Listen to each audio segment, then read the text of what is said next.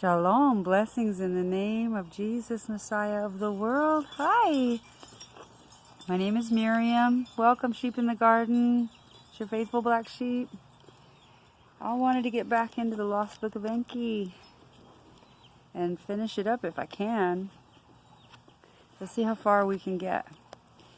Still in the account of the deluge. Now, this is the account of the deluge that over the earth swept, according to the book of Enki, and how the Anunnaki escaped, and how Ziusudra in I guess he was in what we would call a submarine that Enki had built for him in 7 days, supposedly, when it took Noah 120 years, with the help of angels, to build his gigantic ark. Somehow the Anunnaki got theirs done in 7 days.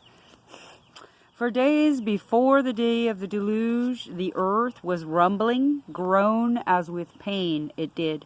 For nights before the calamity struck in the heavens, Nibiru as a glowing star was seen. For nights before the calamity struck in the heavens, Nibiru as a glowing star was seen. Then there was darkness in daytime, and at night the moon, as though by a monster, was swallowed. The earth began to shake by a net force before unknown. How is it unknown to the Anunnakians, because they are not God. They didn't create the world, and they didn't create the weather, and they don't control any of it. There's no sun simulator. I mean, I could go on and on. They are in the sky, and that's what they're hide. They hide behind clouds, using veils of this powdered gold as shields where we can't see them. But that's how they're hiding. The earth began to shake by a net force before unknown. It was agitated, and we know that force to be Yahuwah, right? In the glow of dawn, a black cloud arose from the horizon. The morning's light to darkness changed, as though by death's shadow veiled. The morning's light to darkness changed, as though by death's shadow veiled. Then the sound of a rolling thunder boomed, lightnings the skies lit up. Depart, depart, Utu to the Anunnaki gave the signal. Crouched in the boats of heaven, the Anunnaki heavenward were lofted. In Shurubak, 18 leagues away, the bright eruptions by Ninagal were seen. All eyes will see, we know, when Jesus comes, right? Button up the hatch, Ninagal to Ziusudra shouted. And together the trapdoor that the hatch concealed they pulled down. Watertight, enclosed completely, was the boat. Inside not a ray of light penetrated. On that day, on that unforgettable day, the deluge with a roar began. In the white land, at the earth's bottom, the earth's foundations were shaking.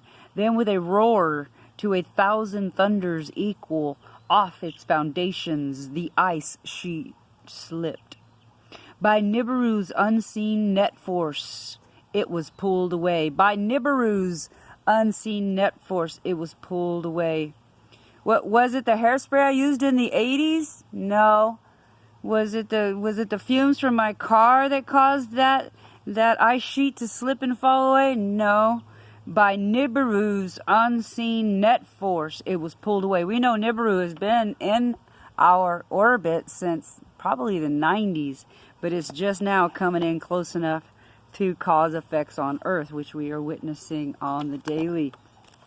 Into the South Sea was crashing the ice sheet.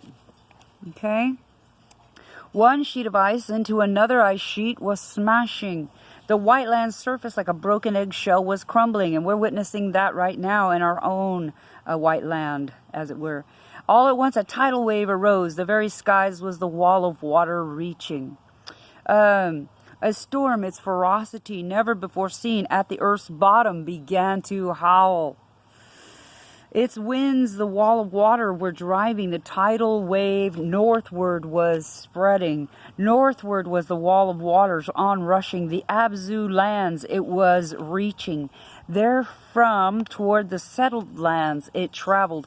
The Eden it overwhelmed. When the tidal wave, the wall of water, Sherubak reached, the boat Azirusudra, the tidal wave, from its moorings lifted, tossed it about like a watery abyss. The boat it swallowed. Though completely submerged, the boat held firm. Not a drop of water into it did enter. Outside the storm's wave, the people overtook like a killing battle. No one his fellow man could see. The ground vanished. There was only water. All that once on the ground stood by the mighty waters away was swept. And before the day's end, the watery wall gathering speed, the mountains were overwhelmed. In their celestial boats, the Anunnaki, the earth, were circling, just as they are now. Crowding the compartments against the outer walls, they crouched. What was happening upon the earth down below? To see they strained. From the celestial boat in which she was, Ninma, like a woman in travail, cried out, "My created like drowned dragonflies in a pond the waters fill. All life by the rolling sea wave away was taken." Thus did Ninma cry and moan. Inanna, who was with her, also cried and lamented. Everything down below, all that lived, has turned into what? Clay. Thus did Ninma and Anima weep. They wept and they eased their feelings. And in the other celestial boats, the Anunnaki, by the sight of unbridled fury, were humbled, right? A power greater than theirs, with awe those days they witnessed. For the fruits of earth they hungered, for fermented elixir they thirsted. The olden days, alas, to clay have turned. So to each other the Anunnaki said, after the immense tidal wave that over the earth swept, the sluices of heaven then opened. A downpour from the skies upon the earth was unleashed.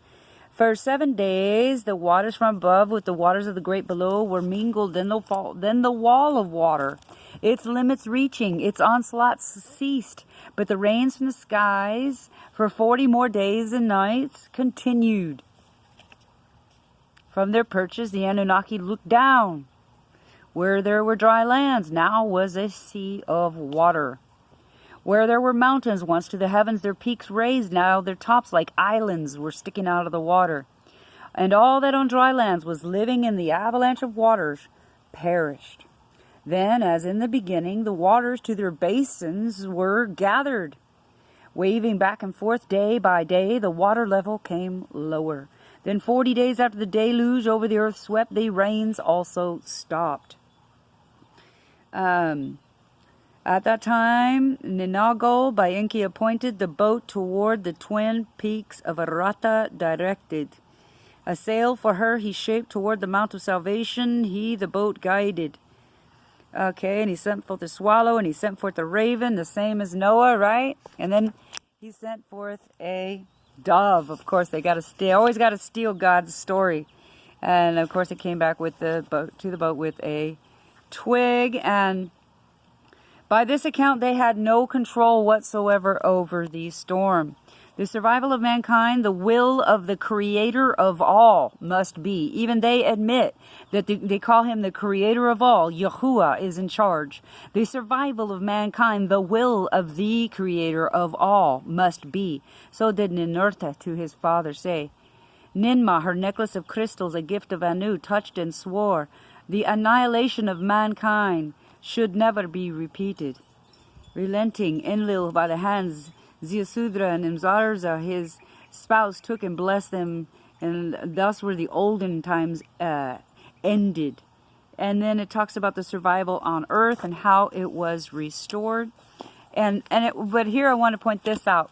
All that in the olden times, in the Eden and the Abzu had existed, was under the mud, buried. So the Garden of Eden was buried. And we know that the Cave of Treasures, which was the earthly Eden that Adam and Eve were cast down to, is in Bethlehem. So we know that Bethlehem is what? Was buried under mud at some time, right? At some point in time it was buried under mud. But that cave is still accessible. How do we know that? Because Jesus was born in it, right? According to Scripture. Okay. And then let's talk about Mars for just a little bit. The effect of what did the flood on Earth have on Mars? And what effect did it have on Mars? Excuse me. So Lamu, by the passage of Nibiru, was devastated. That is Mars. Its atmosphere was sucked out. Now you want to know what happened to Mars. Here it is, right in the book of Enki. Its atmosphere was sucked out. Its waters thereafter evaporated. A place of dust storms it now is. And the moon, by itself, cannot sustain life. Only with eagle masks is staying enabled. There's no oxygen there. Okay, let's, I've got this cherry picked, so let's jump ahead. But I wanted to point out, again, these are the fallen ones. Though Horon, a star of Asar, his son was, from some Yaza, the Igigi, he was descended. So, Enki's not ashamed to tell you. Okay, let's jump down here. Now the Anunnaki offspring in the image and likeness of the earthlings became. Then it was Cain, who his brother killed. Now a son of Marduk is his brother's killer. For the first time ever, an Anunnaki offspring from earthlings, an army raised, weapons from a metal of the Anunnaki, a secret in their hands he placed. And then they're talking about an alternative heaven-earth facility in secret we must establish. A new bond, heaven and earth, he was setting up. Within an enclosure, he placed it. From there, gold shipments to Nibiru can continue. From there, in need, we too can ascend. At what blessed time, at what blessed event began as a horrible occurrence, ended. So they're mad that they even came to Earth at all. And let's jump ahead some more. Who the earthlings to save wanted, who on earth made us to stay? Ninharsag, her head slowly nodded. For the creator of all did Galzu appear. Galzu was the stranger's name that we think was Jesus appearing to these Anunnakis. Was the creation of the earthlings also destined? Of that I must wonder. The will of the creator of all is clear to see. On earth and for earthlings only emissaries we are. The will of the creator of all is clear to see. On earth and for earthlings only emissaries we are. The earth to the earthlings belongs. To preserve and advance them we were intended. So, if that is our mission here, let us accordingly act. The great Anunnaki, who fate's decrees, councils exchanged regarding the lands to create civilized regions, the great Anunnaki then decided. So it took the flood wiping everybody out for them to start over, but then they got perverted again. Kingship then, as on Nibiru, on earth, was established. Crown and scepter to a chosen man give. Okay, that's fine. So when they ask them to bow down and worship, that we have issues here. By him, the word of the Anunnaki to the people convey work and dexterity to enforce. Okay, to create 4 regions. 3 for mankind, 1 restricted. The Anunnaki resolved. The first region in the olden Eden land to establish for Enlil and his sons to dominate. The Holy Land, right? The second region in the land of the 2 narrows thereafter to follow for Enki and his sons to lord. Not sure where that is. The third region with the other 2 not mingling in a distant land to Enana to grant. And the fourth region for the Anunnaki alone consecrated, the peninsula of the place of the chariots will be. And we know that they are in an outer darkness in the 3rd heaven. Now, this is the account of Anu's journey to the lands beyond the Urshans, and how in the first region for the Anunnaki cities were reestablished. Okay, no, we're not going to read that. Sorry, that was a tease. Okay, but so from then on they decided to go by Earth years. By Earth years, not by Nibiru shars, was what on Earth transpired to be counted. So, in the age of the bull, that means in the age of the bull. For 7,000 years, there was the age of Taurus. To Enlil dedicated was the count of Earth years begun. So they didn't start counting Earth years until the age of Taurus. So that would be what, the second age, Aries, Taurus? When to the Eden, the leaders returned, the place of the first civilized region. How to make bricks from mud. The Anunnaki, the earthlings, taught therewith cities to build. Boom, they were making slaves out of us right then and there, right out the gate. Let's teach them about God. No, let's keep them as slaves. But where once the cities of the Anunnaki alone had stood, cities for both them and the earthlings now rose. And earth idol worship went rampant over the earth. There went and new cities for the great Anunnaki. Sacred precincts were consecrated. Therein the Anunnaki with lofty abodes were provided. Temples by mankind they were called. Therein the Anunnaki as lofty lords were served and worshipped. By number ranks where they honored the heirship to mankind made known. And then it talks about which one had the most power and so on and so forth. But let's go. From there, Utu for mankind, laws of justice promulgated, where because of silt mud the olden plans could not be followed, new sites were chosen. So, immies of how the earthlings were fashioned, and then Harsog and its holy shrine kept. So they still have the original little crystal chips with the design that they used when they mixed Anunnaki and these Sasquatch together to create a new breed. Okay, let's jump down here. We're going to talk about the Tower of Babel. Now this is the account of the first city of men of kingship on earth. And now how Marduk to build a tower schemed. And in the first region, in the lands of Eden, in the city's precinct, by their Anunnaki lords, the earthlings' handiwork and crafts were taught. And then, you know, a sacred city of his own in the Eden from Enlil he went forth demanded. And this is Marduk. And when Enlil to Marduk's appeal no heed paid, Marduk fate in his own hand grasped. So Nabu, the Agigi, and their offspring from their dispersed lands he summoned. And then for Marduk there in a sacred city, a place for skyships to establish. And we know that as the Tower of Babel. To stop Marduk and Nabu in their endeavor, Enlil did not succeed. In Nibiru, Enlil and his sons and grandchildren assembled. What to do they all considered. Marduk, an unpermitted gateway to heaven, is building. To earthlings he is entrusting. If we allow this to happen, no other matter of mankind shall be unreached.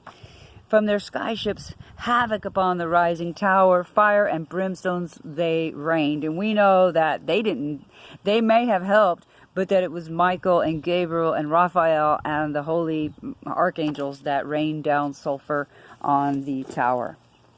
A complete end of it they made. Until now, all the earthlings one language had, and a single tongue they spoke.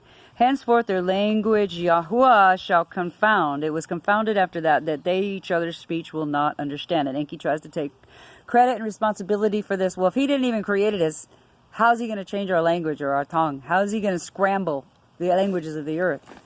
The only thing that they did was miscegenation and mixing things. So he's, as in throughout the book, it's got a whole bunch of truths in it, but he sprinkles lies, just like every other smart psychopath or narcissist. They know how to lie. They know when to sprinkle them in. And this is one where he says, henceforth their language I shall confound. Well, guess what? Enki never scrambled anybody's languages. He barely could create some monsters. Okay, he certainly didn't scramble anybody's languages. That was Yahuwah. In the 310th year since the count of earth years began did all this happen. So we know that they had no power to pull any of this off. And then, it makes another reference to time. In the 409th year after the count of earth years began, kingship of the first region was transferred. Anyway, it talks about different things like that. And then Marduk, they started calling him Ra. And who do we know is Ra? Amen, Ra. Why do you think I say Amen or Amen all the time? I refuse to say Amen. Why? Because I know that Amen is Ra in disguised. And that is part of the whole Mandela effect. If you look at any Hebrew Bible, it is A-M-E-I-N. It is not Amen. So Marduk, now as Ra, the bright one, see, this is Satan. Marduk is Satan. Was worshipped. Enki as Ptah, and the developer was venerated. Ningizjida was worshipped as Tahiti, the divine measurer. To erase his memory, Ra, on the stone lion, his image with that of his son, Azar, replaced. So when you look at that lion in Egypt and you're like, the face looks funny, that's because Marduk, or Ra, Amen-Ra, replaced the lion's face with this face of his own son named Asar, Asar. The watching of the moon by the watching of the sun, he replaced. Listen to me. The watching of the moon by the watching of the sun, he replaced. We are supposed to be on a lunar calendar. Yahuwah has us on a lunar calendar. It's the Enochian lunar calendar. Amen. Whereas under the lordship of Tehuti, the olden city of the north and city of the south were established, Marduk, or Ra, the two lands of the north and the south, into one crown city. To honor his elders, Ra, a holy city built to honor Nibiru's king, Anu, he named it. Another reference to time in the 860th year, according to the earth year count, was so Inanna so honored. Now, we don't know how long they had been here. We're presuming it was about 1,000 years, and then they started counting time. And how long did they say it was? 300 years when the flood came. So they'd probably been here just over right at 1,000 years when God sent the flood. He had it. I mean, that's about his time. You know, he's going to come, and we know that Nibiru comes in its own orbit like every 2,000 to 3,000 years. So, okay, here we go. Far away in the eastern lands, beyond 7 mountain ranges, was the third region. Arata, the wooded realm, was in the valley of a meandering great river located. Alright, let's move on. It talks about in the third region that civilized mankind did not fully blossom. And we know that there are 22 evil armies that are pretty much locked up in the north that will be set loose on us in the end days. And it could be that that northern region is considered to be the third region. There would be a reason why God kept us safe from them. So let's move into the 13th tablet. The mystery emissary appears to Enlil and foretells another calamity. So,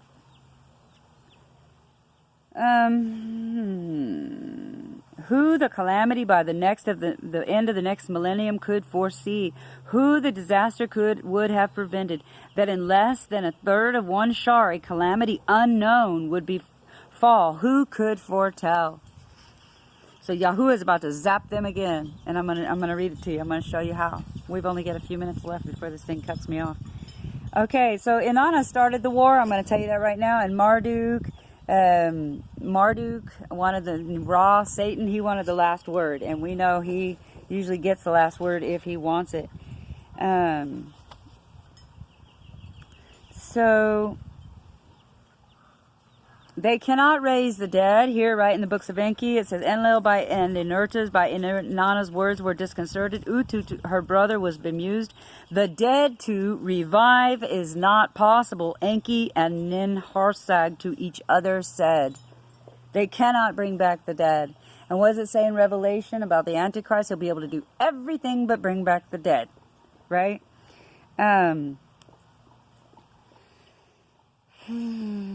The gods are among us. Death they can abolish. So the people thought that these fallen angels that were among them were going to abolish death. And of course, we know all they did was bring death, right?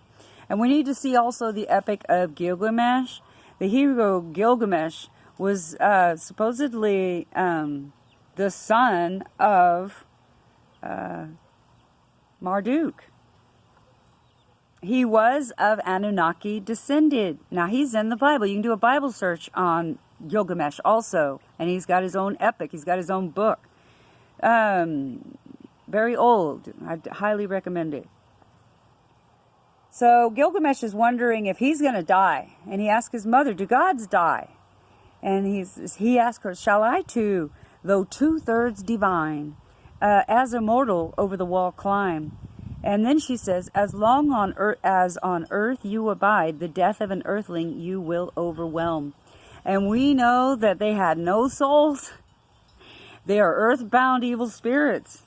now. Not all of them are evil, but they are all earthbound until Judgment Day.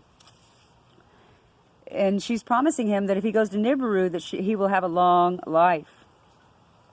So this is after the flood. We can see that they were taking these half-breeds back to Nibiru with them. I wonder if there's any left now. Enkidu, as by Enki created, was he called